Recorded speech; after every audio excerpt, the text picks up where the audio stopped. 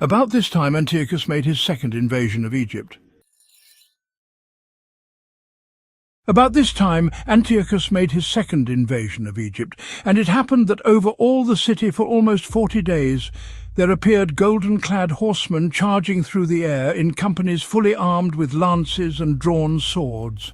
Troops of horsemen drawn up, attacks and counter-attacks made on this side and on that, brandishing of shields, massing of spears, hurling of missiles, the flash of golden trappings and armour of all sorts. Therefore all men prayed that the apparition might prove to have been a good omen. When a false rumour arose that Antiochus was dead, Jason took no less than 1,000 men and suddenly made an assault upon the city. When the troops upon the wall had been forced back and at last the city was being taken, Menelaus took refuge in the citadel. But Jason kept relentlessly slaughtering his fellow citizens, not realizing that success at the cost of one's kindred is the greatest misfortune, but imagining that he was setting up trophies of victory over enemies and not over fellow countrymen.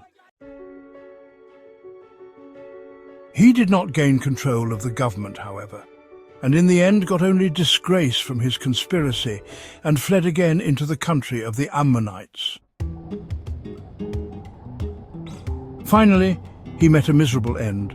Accused before Aretas, the ruler of the Arabs, fleeing from city to city, pursued by all men, hated as a rebel against the laws, and abhorred as the executioner of his country and his fellow citizens, he was cast ashore in Egypt.